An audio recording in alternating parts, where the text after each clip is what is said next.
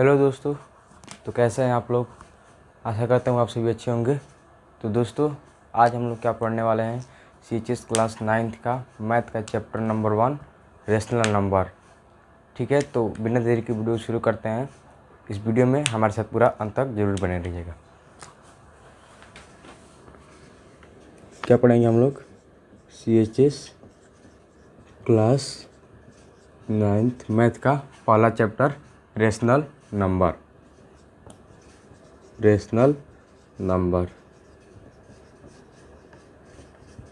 देखिए, सबसे पहले हम लोग जानेंगे कि रेशनल नंबर में क्या जानेंगे हम लोग। सबसे पहले नेचुरल नंबर क्या होते हैं, होल नंबर क्या होते हैं, इंटीजर क्या होते हैं, और भी हम लोग बहुत कुछ जानेंगे। ठीक है, चलिए सबसे पहले हम लोग क्या देखते हैं कि नेचुरल नंबर क्या होते हैं।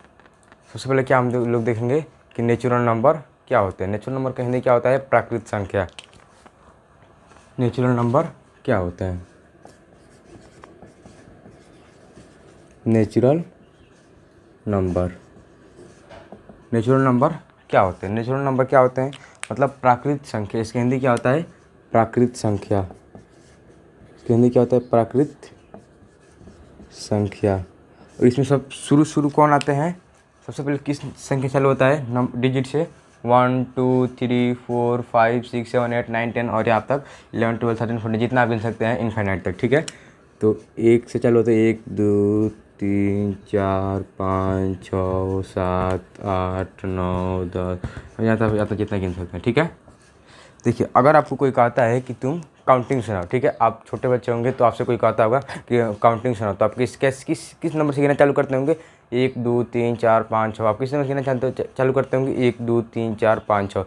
ऐसे नहीं गिनते हैं कि 0 1 2 3 4 5 6, ऐसे थोड़ा ना गिनते हैं। आप कोई कहता है बेटा तुम काउंटिंग सुनाओ, तो कैसे आप काउंटिंग सुनाते हैं, 1 2 3 4 5 6 इस तरह सुनाते हैं ना। तो मतलब इसकी हिंदी क्या होगा, नेचुरल नंबर का definition, counting numbers are called natural number. मतलब जो हम गिन सकते हैं वो क्या है, नेचुरल नंबर। बिल्कुल ईजी में, counting numbers are known as natural number. जो हम गिन सकते हो वो कौन सा नंबर होता है, नेचुरल नंबर। ठीक है, तो इसका डिफिनीशन क्या होगा नेचुरल नंबर का। आप लोगों ने इसके बारे में थोड़ा बहुत पढ़ा, इसलिए मैं इसको जल्दी पढ़ा रहा हूँ। ठीक है, नेचुरल नंबर क्या होता है, counting numbers are known as natural number. Counting number are known as natural number.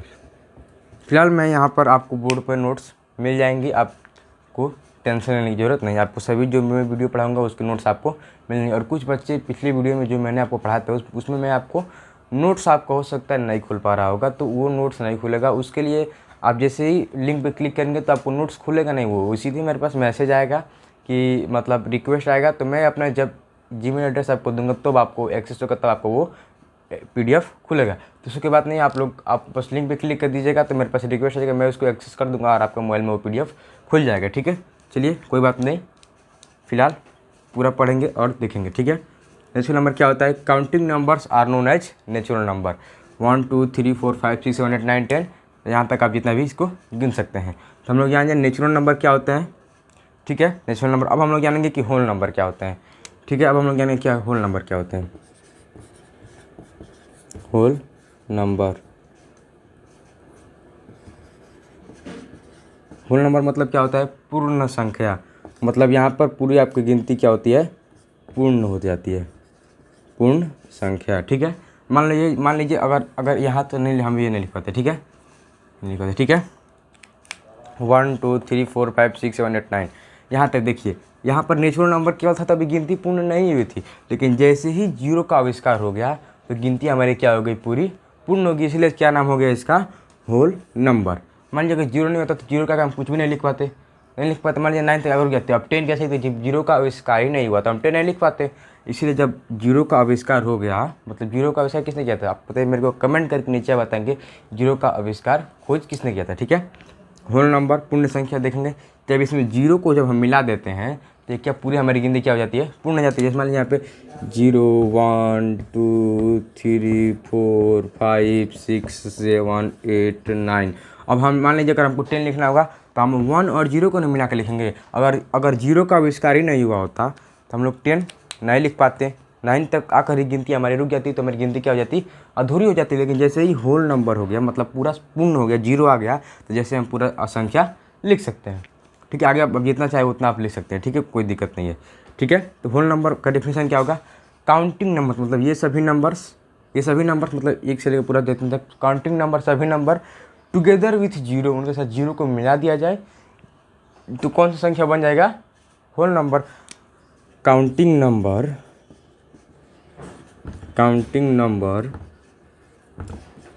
Together with 0 are known as whole number. Counting number together with 0 are known as whole number, मतलब counting number के साथ अगर हम 0 को मिला दें तो कैसा नंबर बन जाएगा, होल नंबर। समझ में आएगा नेचुरल नंबर क्या होता है और होल नंबर। नेचुरल नंबर क्या होता है, सिंपल है, 1 से लेकर मतलब काउंटिंग नंबर जो हम गिन सकते हैं वो सभी क्या है, natural number. Counting number together with counting number are known as natural number. इसमें नेचुरल नंबर में 0 नहीं आएगा, ये बात आप ध्यान रखिए, नेचुरल नंबर में कभी भी 0 नहीं आएगा। ठीक है, लेकिन होल नंबर में 0 आएगा। ठीक है, होल नंबर अगर मैं 0 को हटा देंगे तो ये भी नेचुरली नंबर हो गया, लेकिन बस केवल हम 0 को जब ऐड कर देते हैं तो कौन सा संख्या बन जाता है, होल नंबर। ठीक है, तो आप लोग समझिए नेचुरल नंबर क्या होते हैं, होल नंबर क्या होते हैं। चलिए मैं इसे मिटा देता हूँ और आपको बोर्ड पे डिफिनीशन होल नंबर और नेचुरल नंबर का लिख के आ रहा होगा।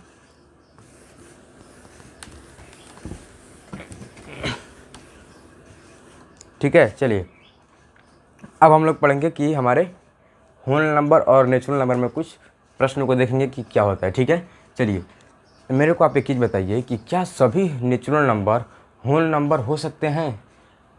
बताइए, क्या सभी नेचुरल नंबर होल नंबर हो सकते हैं। बताइए कमेंट करके नीचे बताइए, क्या सभी नेचुरल नंबर होल नंबर हो सकते हैं। हो सकते हैं कि नहीं हो सकते हैं। मान लीजिए यहाँ पे नेचुरल नंबर में क्या क्या आता है, 1 2 3 4 5 6 7 8 9। ठीक है, ये सभी नेचुरल नंबर। और होल नंबर में तो ये सभी आता है, 1 2 3 4 5 5 6 7 8 9 और सब आगे आता है। ठीक है, आता है CTC। ठीक है, सभी नेचुरल नंबर होल नंबर हो सकते कि नहीं हो सकते। मेरे को आप ये चीज़ बताइए, सभी नेचुरल नंबर होल नंबर हो सकते हैं क्योंकि ये भी नेचुरल नंबर में ये भी आता है और होल नंबर में भी ये भी आता है। ठीक है, ठीक है, होल नंबर में भी ये आता है। लेकिन मेरे को आप एक चीज़ बताइए, क्या सभी होल नंबर नेचुरल नंबर हो सकते हैं। सभी होल नंबर नेचुरल नंबर हो सकते हैं कि नहीं हो सकते हैं। वीडियो को पॉज कीजिए और कमेंट करके बताइए, सभी नेचुरल नंबर होल नंबर हो सकते हैं कि नहीं हो सकते हैं। सभी होल नंबर नेचुरल नंबर नहीं हो सकते, क्योंकि 0 तो नेचुरल नंबर में आता ही नहीं है। 0 तो नेचुरल नंबर में यहाँ पर नहीं आता है, तो जब 0 नेचुरल नंबर में नहीं आता है तो सभी होल नंबर नेचुरल नंबर नहीं आ सकते। लेकिन सभी नेचुरल नंबर होल नंबर हो सकते हैं। ठीक है, अब आप इसको पूरा अच्छे समझ गए। चलिए, ये क्वेश्चन आप परीक्षा में पूछ सकता है कि every natural number can be whole number, तो yes every natural number can be whole number. लेकिन अगर ये पूछते every whole number can be natural number, तो नहीं, प्रत्येक होल नंबर नेचुरल नंबर नहीं हो सकता। चलिए अब हम लोग देखते हैं कि इंटीजर क्या होते हैं। इंटीजर देखेंगे हम लोग, क्या इंटीजर क्या होते हैं। देखिए, इंटीजर कुछ होता नहीं है, ये भी वही है कि होल नंबर। देखिए, होल नंबर और उसके निगेटिव नंबर्स, जैसे मान लीजिए यहाँ पे 0 है। ठीक है, 0 है और इसके आगे आप 7 और या 8 में पढ़े होंगे, 0 है, तो इधर होता है 1 2 3 4 5 6 7, आगे कुछ भी आता है 8 9 10 11। ठीक है, कुछ भी लिखिए। और इधर जब आता है इधर, तो -1 -2 -3 होता है। ठीक है, फिर तो -4 -5 -6 -7। यहाँ पर आप जितना भी नंबर इधर लिख ले, जितना भी नंबर उधर लिख ले। ठीक है, आपका मर्जी, जितना नंबर उधर लिखे, जितना नंबर इधर। ठीक है, लेकिन इधर वाले चीज़ें जो किस में लिखाती है, लेफ्ट साइड में नेगेटिव में और राइट साइड में पॉजिटिव में। तो ये वाला जो होता है, ये कभी भी आगे जितने भी बढ़ेंगे वो बड़ा होता जाएगा और इधर आगे जितने भी घट आएंगे उतना छोटा होता जाएगा। मान लीजिए अगर आपको परीक्षा में पूछ दिया कि -4 और -3 में से कौन बड़ा है, -4 और -3 में से कौन सा संख्या बड़ा है, तो अब क्या बताएंगे। अगर आपको देखो भाई 4 बड़ा है तो 4 ऐसे कर देते हैं तो सही, लेकिन ये अगर आप ऐसे करते हैं तो ये आपको हो जाएगा गलत। क्या हो जाएगा, गलत। ऐसे नहीं होगा। देखिए, जब इधर जाएंगे जितना, मतलब क्या जितना इधर जाएंगे उतना छोटा होगा, उतना छोटी होगी। ठीक है, और इधर बड़ी होगी, बड़ी होगी, बस ऐसे के 3 मार दी, ठीक है। इधर आएंगे छोटी होगी, इधर जाएंगे बड़ी होगी, ठीक है। इधर जाएंगे बड़ी होगी और इधर आएंगे तो छोटी होगी। तो -1 -2 -3 -4 -5 -6 -7 -8 -9 जितना भी इधर आएंगे सब छोटी होती जाएगी। जैसे माने अगर मैंने आपसे पूछ दिया कि -4 और -3 में से कौन बड़ा, तो ऑब्वियसली बात है कि मैंने अगर आपको कहा कि इधर वाला सबसे बड़ी होगी और इधर वाले छोटे होंगे, तो ये यहाँ पे बड़ी होगी, ठीक है। लेकिन अगर आप ये कह रहे हैं कि -3 और 3 में से कौन सी बड़ी होगी, तो सर ऑब्वियसली की बात है कि ये थोड़ी बड़ी होगी और ये छोटी होगी, ये बहुत ज़्यादा बड़ी होगी, ये छोटी है, ठीक है। ये पॉजिटिव में है, ये निगेटिव में है। और मेरे को आप ये बताइए कि 0 और -0 में से कौन बड़ा है, 0 और -0 में से कौन बड़ा है, प्लस के 0 और -0 में से कौन बड़ा है, ठीक है। आप इसको कमेंट करके नीचे बताइए, वैसे तो मैं आगे बताऊंगा, लेकिन आप मेरे को नीचे कमेंट करके बताइए कि 0 और -0 में से कौन बड़ा है। बता दिए, राइट, मतलब आप बता दिए, मुझे विश्वास है, ठीक है। तो इसका क्या होगा कि इसका होगा कि ये दोनों बराबर हैं, ठीक है, ये दोनों बराबर हैं। +0 और -0 दोनों बराबर होते हैं, ठीक है। ऐसे परीक्षा में भी पूछ सकता है कि +0 और -0 में से कौन बड़ा है कौन छोटा है, तो ये कोई बड़ा छोटा नहीं, दोनों बराबर है, ठीक है।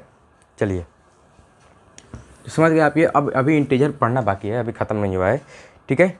इंटीजर क्या होता है, चलिए मैं आपको इसका एक डिफिनेशन लिखवा देता हूँ जो कि आपको बहुत अच्छा लगेगा, ठीक है। चलिए मैं यहाँ पे आपको इसका डिफिनेशन लिखवा देता हूँ। All natural number together with a 0, ठीक है। सभी नेचुरल नंबर देखिए, सभी देखो, सभी एक ही चीज़ क्या है, सभी की खिचड़ी है, आपस में ही पक रही है, ठीक है। सबसे पहले नेचुरल नंबर आया, फिर नेचुरल नंबर में होल नंबर आ गया, होल नंबर में फिर नेचुरल नंबर आ गया, फिर अब इंटीजर में पूरा नेचुरल नंबर, होल नंबर और उसके नेगेटिव नंबर्स भी आ जा रहे हैं, ठीक है। अननेचुरल नंबर टुगेदर विथ 0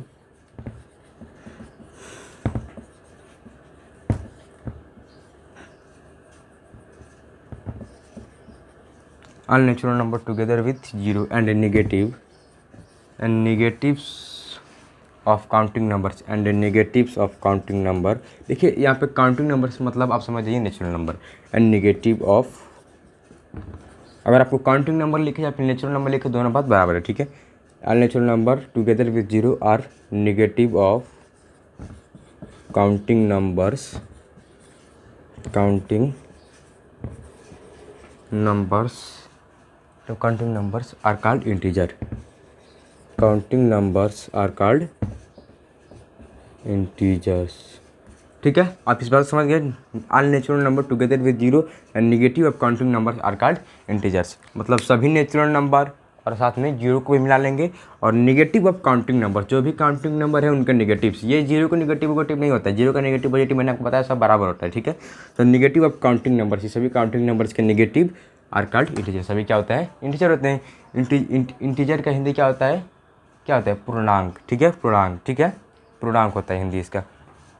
जैसे अगर आपको एग्जांपल लेना है तो आप एग्जांपल में ले सकते हैं, लेकिन इंटीजर में नहीं कि आप सुनोगे कि सब बट्टा वाला आता है, जैसे मान 1/2, 1/2, 2/3, तो ये इंटीजर नहीं, ये आपका क्या है, फ्रैक्शन है, ठीक है, ये आपके क्या है, फ्रैक्शन है। चलिए हो गया। तो चलिए हम लोग देखते हैं कि इंटीजर के कुछ एग्जांपल देखते हैं। इंटीजर के एग्जांपल क्या होंगे, -2, -3, 4, 5, 6, 9, -9, 2, कुछ भी आगे जो भी लिख दिए, 0 कुछ भी लिखिए, ठीक है। तो वो क्या है, इंटीजर, लेकिन बस बट्टा में नहीं लिखना है, ठीक है। और पॉइंट में भी इंटीजर नहीं होते हैं। मैं सर बोलते सर ऐसे 4.2 सर ये इंटीजर है क्या, तो नहीं, ये इंटीजर नहीं है। इसके पॉइंट के बाद कुछ नहीं लिखना, इसमें पॉइंट कहीं भी नहीं आना चाहिए, केवल बस एक नंबर होना चाहिए, या फिर वो निगेटिव में हो या फिर पॉजिटिव में, केवल एक नंबर होना चाहिए, इसमें निगेटिव या फिर पॉजिटिव और कुछ नहीं होना चाहिए, ठीक है। तो आप इसको समझ गए। चलिए हम लोग देखते हैं पॉजिटिव इंटीजर क्या होते हैं और निगेटिव इंटीजर क्या होते हैं। पॉजिटिव इंटीजर क्या होते हैं और निगेटिव इंटीजर क्या होते हैं। देखिए पॉजिटिव इंटीजर क्या होते हैं, पॉजिटिव इंटीजर्स, देखिए मैं जो आपको पढ़ा रहा हूँ ये मेरे अपने हैंड रिटन नोट्स के द्वारा है। मैं अपने जो भी मैं आपको पढ़ा रहा हूँ, मैं अपने हाथ से जो नोट्स बनाया मैं उसी में से आपको पढ़ा रहा हूँ, ठीक है।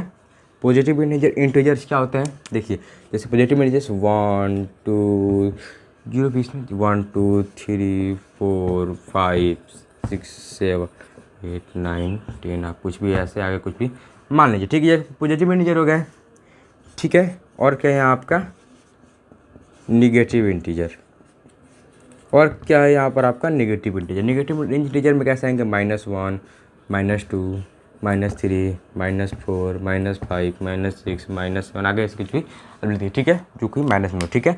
तो पॉजिटिव इंटीजर से आप समझ गए और निगेटिव इंटीजर समझ गए। अब जीरो क्या होता है सर? जीरो, जीरो सर मेरा दिमाग खराब कर दिया सर। जीरो क्या होता है? देखिए जीरो मैं आपको बताता हूँ जीरो क्या होता है, ठीक है।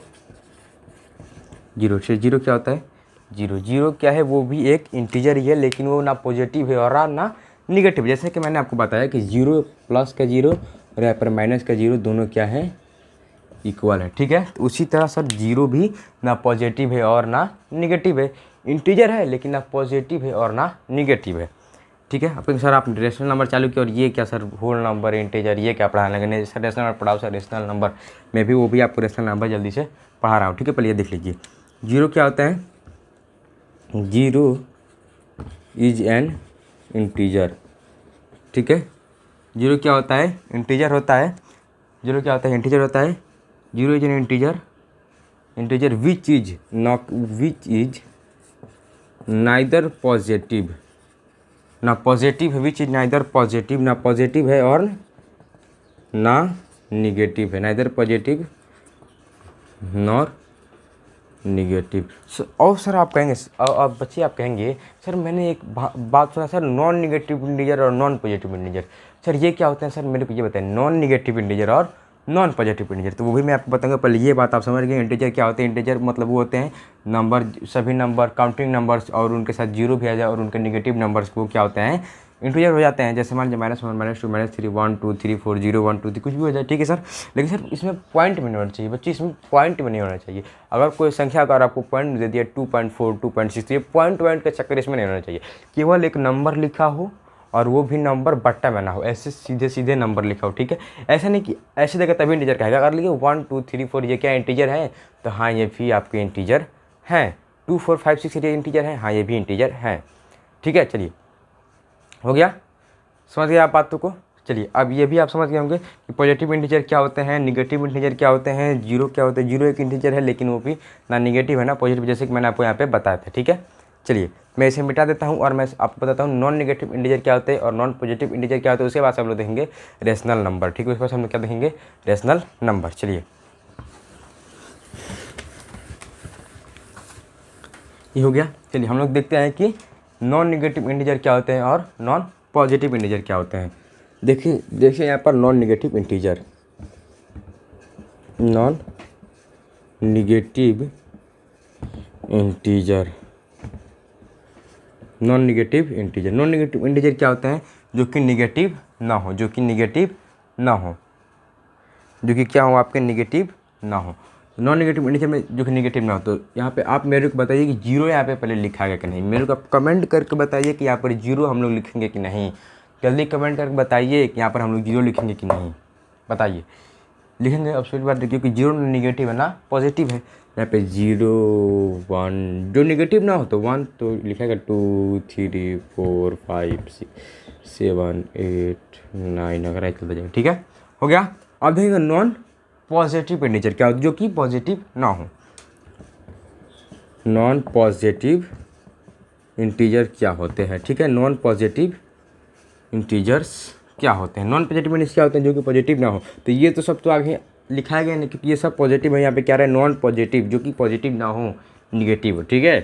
0 -1 -2 -3 -4 और आगे आप कितना लिखें, ठीक है। हो गया, समझ गया आप नॉन पॉजिटिव इंटीजर क्या होते हैं और नॉन निगेटिव इंटीजर क्या होते हैं। अब आप इन सभी बातों को आप समझ गए। अब हम लोग देखते हैं कि रेशनल नंबर क्या होते हैं, ठीक है सर। हम लोग आ गए अब रेशनल नंबर पे आगे, ठीक है। चलिए हम लोग देखते हैं कि रेशनल नंबर क्या होते हैं, ठीक है। हम लोग देखते हैं कि रेशनल नंबर क्या होते हैं। रेशनल नंबर हो गया। देखिए हम लोग देखेंगे कि रेशनल नंबर क्या होते हैं। देखिए रेशनल नंबर वो नंबर होते हैं the number in the form of p/q, मतलब वे नंबर जिनका फॉर्म कैसा हो p/q। मैं यहाँ पे आप इसका पहले एक डिफिनीसन लिखवा देता हूँ, ठीक है। मैंने यहाँ पे आपको सबसे पहले इसका एक डिफिनीसन लिखवाया था। आप लोगों ने फ्रैक्शन पढ़ा होगा क्लास 6 में, वो आपको पता होगा, ठीक है। तो मुझे लगता है कि वो चीज़ आपको बताने की ज़रूरत नहीं है, ठीक है। देखते हैं कि रेशनल नंबर क्या होते हैं। देखिए मैं इसकी डिफिनीशन लिखवाता हूँ the number in the form of the number in the form of p by q where p and q are integers and q not equal to 0। ठीक है, तो रेशनल नंबर का डिफिनीशन क्या कह रहा है कि the number in the form of p by Q, मतलब वैसे नंबर जो कि p बाई क्यू के फॉर्म में लिखे, मतलब a अपन b के फॉर्म में लिखे। जैसे मान लीजिए ये लिखा है 2/6, ये भी p बाई क्यू के फॉर्म में है। 1/2 ये भी p बाई क्यू के फॉर्म में। 3/4 ये भी p बाई क्यू के फॉर्म में है। मतलब वैसे नंबर जो p बाई क्यू के फॉर्म में लिखे हों वो कैसे नंबर होंगे? Rational number. लेकिन एक शर्त है कि q जो है वो आपका क्या होना चाहिए?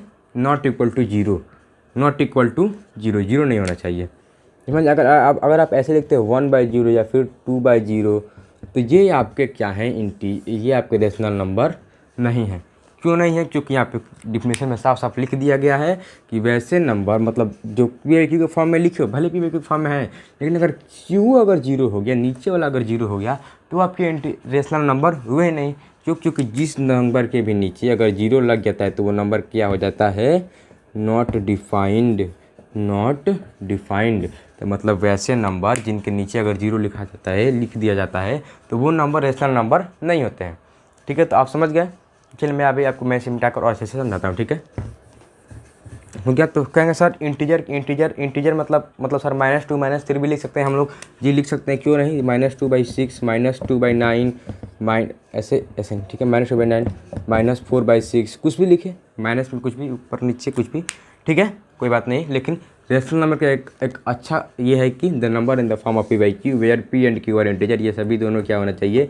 इंटीजर होना चाहिए। तो इंटीजर मतलब वैसे नंबर भी तो आएंगे, इंटीजर होंगे। तो इंटीजर में तो सभी नंबर आ जाते हैं, 0 से लेकर पूरा तक, पूरा उधर मतलब राइट साइड में पूरा इन्फिनाइट तक, और इधर राइट साइड में पूरे लेफ्ट साइड में पूरा उसके नेगेटिव आ जाते हैं नंबर के। ठीक है, वो तो इंटीजर में सभी नंबर आ जाते हैं, केवल बट्टा में नहीं आना चाहिए। ठीक है, और पॉइंट में नहीं होना चाहिए। यानी कि सर ऐसे लिखे 0.4/5 2.6, तो ये हो गया गलत।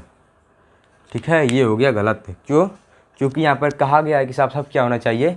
p and q are integer, integer होना चाहिए, ना कि ये पॉइंट डेसिमल नंबर होना चाहिए। ठीक है, इंटीजर का आ गया तो सीधा बात इंटीजर। इंटीजर में ये नहीं है कि आप पॉइंट में नंबर लिखेंगे। ठीक है, चलिए, तो आप रेशनल नंबर को अच्छी तरह से समझते होंगे। और सर पूछेंगे सर 2 रेशनल नंबर है कि नहीं है?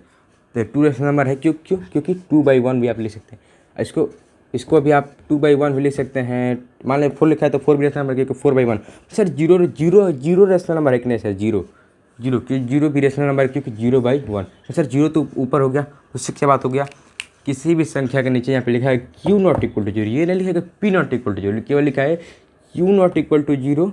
ये यहाँ पर ये इसका ये 0 नहीं, ये 1 है। ठीक है, और ये है आपका p और ये है आपका q। ठीक है, ठीक है ना। और एक और आप बात जानिए कि न्यूमरेटर और डिनोमिनेटर मुझे लगता है कि आपको पता होगा, लेकिन मेरे हिसाब से आपको एक बार बता देना चाहिए। मैंने जैसे लिखा है 2/6, इस पर कौन न्यूमरेटर है कौन डिनोमिनेटर है? तो ये है आपका न्यूमरेटर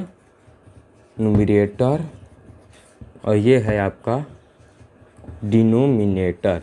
न्यूमरेटर का मतलब क्या होता है? अंश, और डिनोमिनेटर का मतलब क्या होता है? हर। ठीक है, चलिए बातों को आप समझ गए। रेशनल नंबर क्या होते हैं?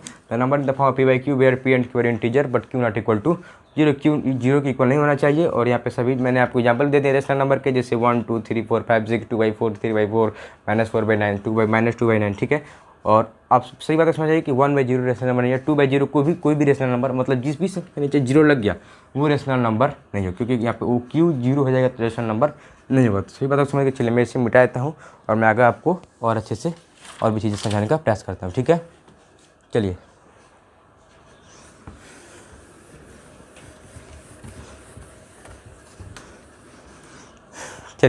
मान लीजिए कि ऐसे अगर आपको दे दिया गया कि कैसे लिखा है, मान लीजिए अगर आपको ऐसे दे दिया गया 2/3।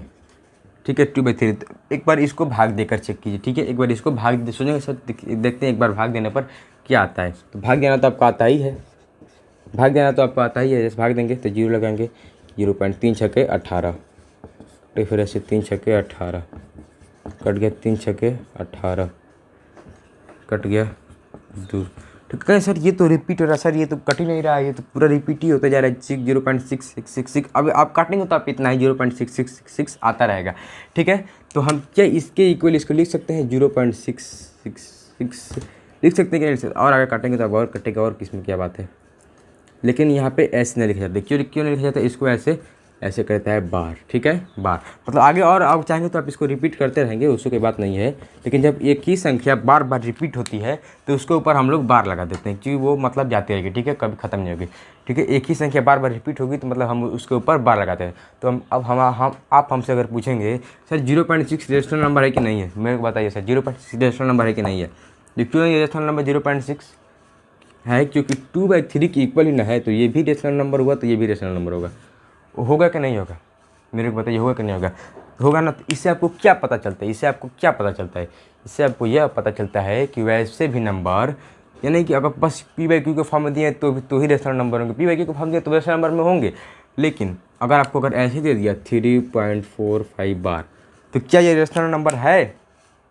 क्योंकि वैसे नंबर जो पॉइंट के बाद रिपीट होते हैं, वैसे नंबर जो पॉइंट के बाद रिपीट होना चालू हो जाते हैं, तो वो भी नंबर क्या होते हैं? रेशनल नंबर होते हैं। ठीक है, वैसे नंबर जो पॉइंट के बाद रिपीट होना चालू हो जाते हैं वो कैसे नंबर होते हैं?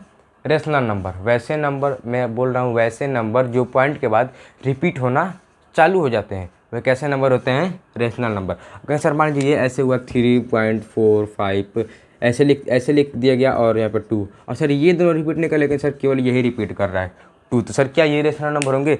जी होंगे, क्योंकि अगर उसमें से कोई भी एक संख्या लगातार रिपीट कर रहा है, उससे वही आ रहा है और कुछ नहीं आ रहा है, तो वो कैसे संख्या हो जाएगा? वो भी क्या होगा? Rational number. तो रेशनल नंबर आप समझ गए क्या होता है कि p/q के फॉर्म में दिया हो but q not equal to 0 हो और इंटीजर हो तो क्या होगा? रेशनल नंबर होगा। और रेशनल नंबर को पहचानने का क्या तरीका है कि हम लोग मतलब क्या होगा कि मान लीजिए ऐसे दिया होगा और उसके ऊपर बार लगा हो, मतलब बार बार रिपीट कर रहा हो, इसको हम कहते हैं बार।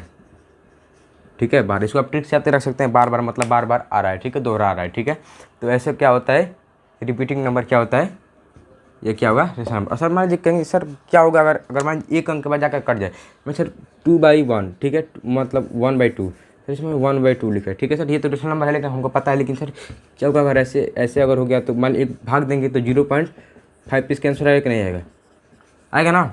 सर क्या ये एक अंक के बाद जाकर कट गया है, सर क्या ये रेशनल नंबर होगा? 0.5 अगर सर ऐसे लिखा हो 0.67, बस ये ऐसे लिखा हो, सर क्या ये रेशनल नंबर होगा? कोई बार में सर क्या रेशनल नंबर होगा? हाँ होगा। वैसे भी नंबर जो कुछ अंक पॉइंट के बाद कुछ अंक के बाद जाकर टर्मिनेट हो जाए, मतलब पूरा पूरा कट जाए, तो वो भी नंबर क्या होंगे? रेशनल नंबर होंगे। रेशनल नंबर का हम लोग को 2 कंक्लूजन मिल गया। क्या रेशनल नंबर का हम लोग को 2 कंक्लूजन मिल गया। मैं इसे मिटा देता हूँ और फिर आपको समझाता हूँ। ठीक है, रेशनल नंबर का हम लोग को 2 कंक्लूजन मिल गया। रेशनल नंबर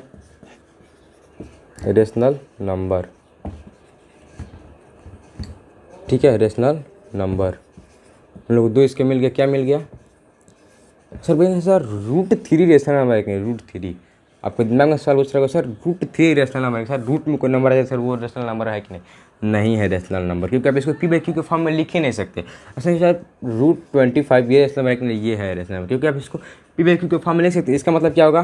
5 होगा नहीं होगा? 5 होगा ना, तो 5 को आप 5/1 भी लिख सकते हैं, तो रेशनल नंबर हो। ठीक है, रूट में भी नंबर हो लेकिन वो एक पूर्ण वर्ग संख्या हो तो आपका वो रेशनल नंबर होगा। अगर पूर्ण वर्ग नहीं है तो रेशनल नंबर है। जैसे 2 3 6 9 2 3 6 9 नहीं होगा, 7 8, ठीक है, तो वो रेशनल नंबर नहीं होंगे। ठीक है, वैसे मतलब पूर्ण वर्ग हो तो रेशनल नंबर होंगे। ठीक है, चलिए रेशनल नंबर का फॉर्मूला मैंने आपको क्या बता दिया, एक तो कि इसका एक क्या होना चाहिए?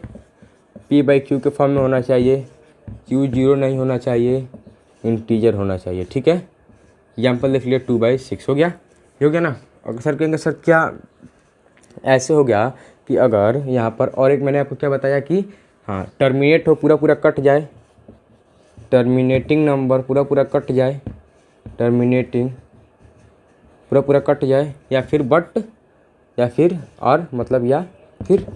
रिपीट करें, रिपीटिंग REPATING, या फिर रिपीट करें, तो क्या होगा? रेशनल नंबर होगा। एक जगह p/q का फॉर्म लिखा हो और q नॉट इक्वल टू 0 हो और ऐसा भी क्या हो? इंटीजर हो। ये आपका p है और ये आपका q है, और टर्मिनेटिंग या फिर रिपीटिंग। समझ में आ गया ना?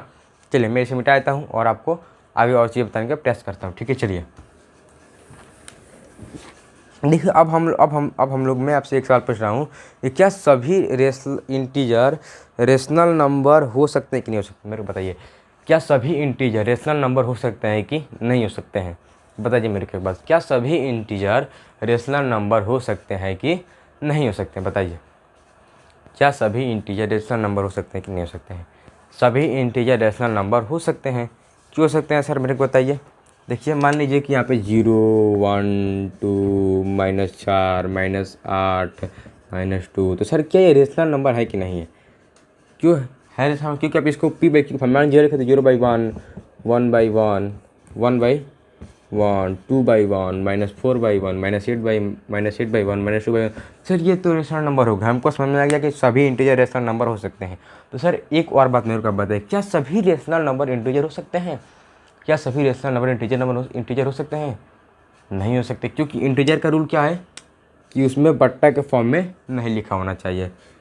ठीक है, मान लीजिए ये तो मान लीजिए 2 रेशनल नंबर भी है और इंटीजर भी है, हम मान रहे हैं। लेकिन क्या सिर्फ 2/4 रेशनल नंबर है रेशनल नंबर? सर क्या इंटीजर है?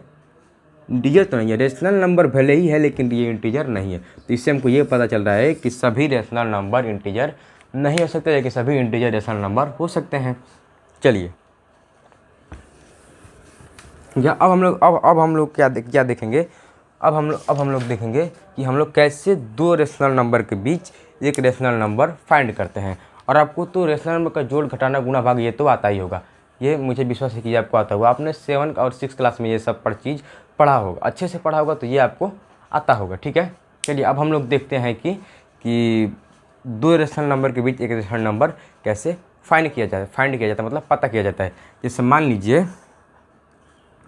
कि आपको दे दिया अगर कि 2/4 और 3/7 के बीच एक रेशनल नंबर फाइंड करके मेरे को बताइए।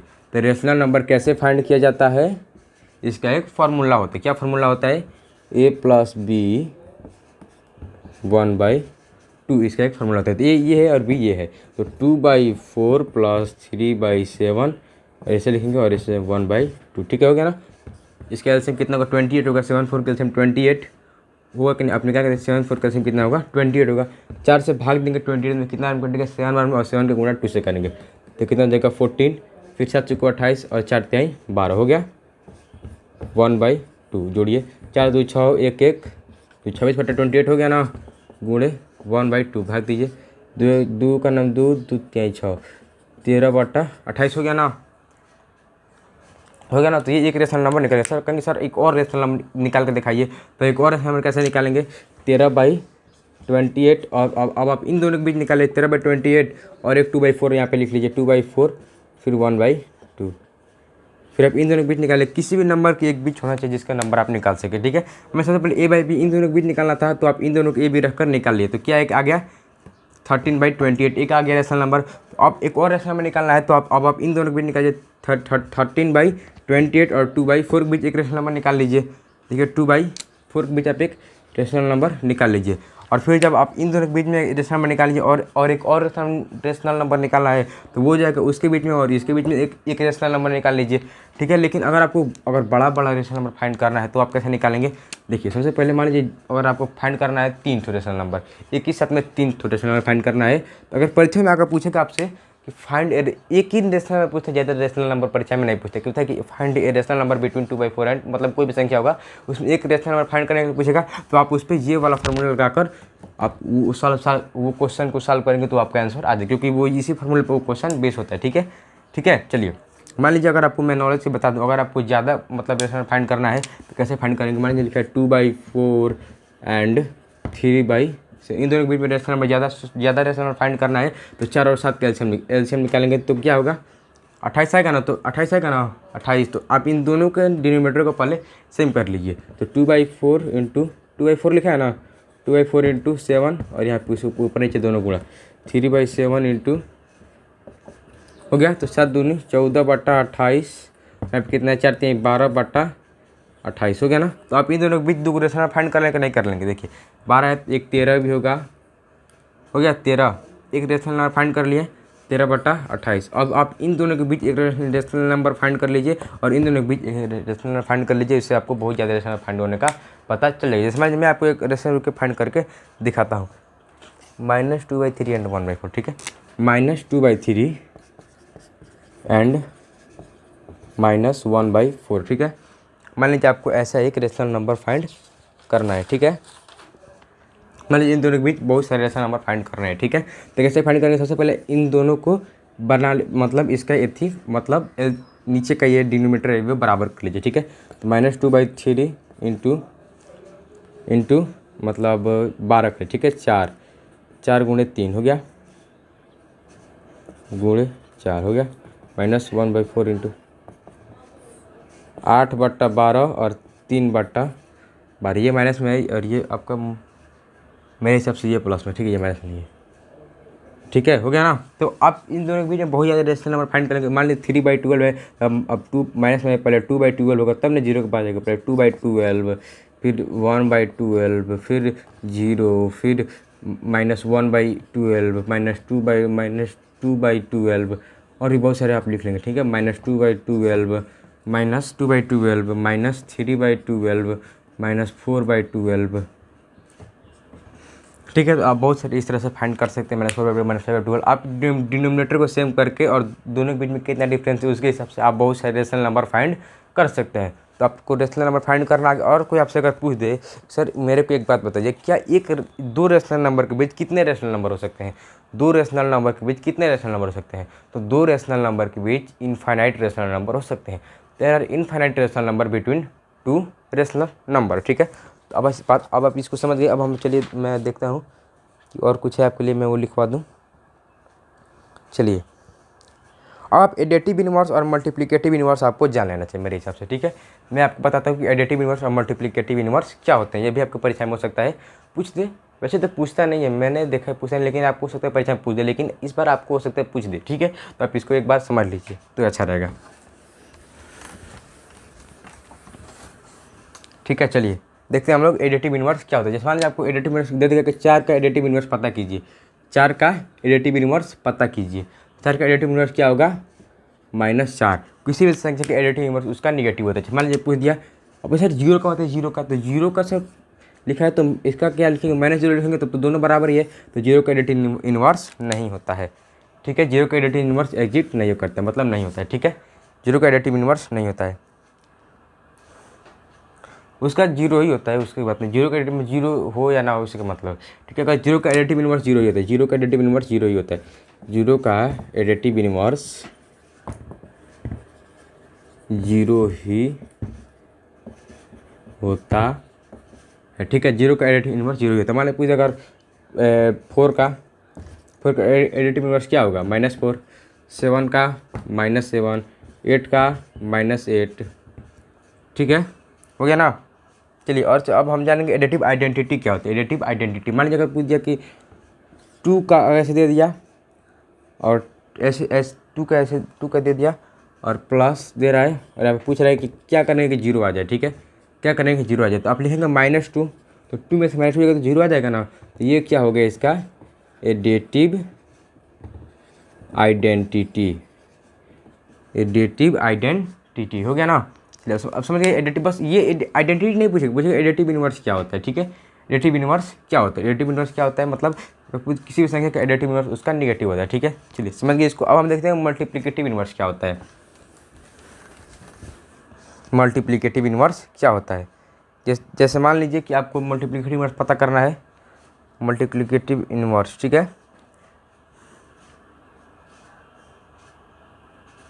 ठीक है। जैसे मान लीजिए आपको अगर पता करना है 2/4 का मल्टीप्लिकेटिव इनवर्स पता कर रहा है, तो मल्टीप्लिकेटिव इनवर्स में क्या होता है? जो संख्या होता है उसका उल्टा उसका मल्टीप्लिकेटिव इनवर्स होता है। मैं 2/4 का पता करना है तो क्या होगा इसका? 4/2। बस किसी भी तरह कटने पर 1 आ जाना चाहिए, ठीक है, किसी भी तरह कटने पर 1 आ जाना चाहिए। मान लीजिए यहाँ पर लिखा है 4 लिखा है, तब इसका अगर एडिटिव इनवर्स से आप इसको जब जोड़ेंगे तो 0 आ जाएगा। देखिए 4 का है तो -4 करेंगे तो क्या हो जाएगा? 0 आ जाएगा। ये इसका एडिटिव आइडेंटिटी हो गया कि मतलब 0 आया है और इसका एडिटिव इनवर्स पता करना है तो -4 होगा, ठीक है। मतलब पूछ देगा अगर पूछ देगा अगर आपको 6 का एडिटिव इनवर्स पता है तो क्या होगा? -6 होगा, लेकिन अगर आपको करने पर 0 नहीं है तो वो आपको गलत है, ठीक है। गलत है। लेकिन अगर -6 करेंगे तो आपको 0 आएगा ही आएगा, ठीक है। अगर आप मतलब किसी भी संख्या मतलब पॉजिटिव में अगर आप उसको नेगेटिव में करेंगे लिखेंगे तो वो 0 ही घटाएंगे तो या फिर जोड़ेंगे तो 0 ही आएगा, जोड़ेंगे तो 0 ही आएगा। जैसे मान लीजिए लिखा है एक्स लिखा है, ठीक है, एक्स लिखा है, ठीक है, यहाँ पे जोड़ना है तो इसका -x करेंगे तो ये फिर 0 ही ना आएगा। तो ये क्या हुआ, इसका एडिटिव इनवर्स हुआ, एडिटिव इनवर्स हुआ। और ये क्या हो गया आपका एडिटिव आइडेंटिटी, ये क्या हो गया आपको एडिटिव आइडेंटिटी। समझ में आ गया ना। तो वही बात है कि मान लिखा है 2/4 तो क्या होगा 4/2 होगा ना। तो कटने पे क्या आ रहा है, आप मान लीजिए देखिए मैं गुणा कर रहा था, कटने पे क्या आ रहा है, एक आ रहा है। तो ये आपका मल्टीप्लिकेटिव इनवर्स हो गया, ठीक है, मल्टीप्लिकेटिव इनवर्स हो गया, ठीक है। और आप देख लीजिए थोड़ा सा कुछ पता होगा तो बता दे।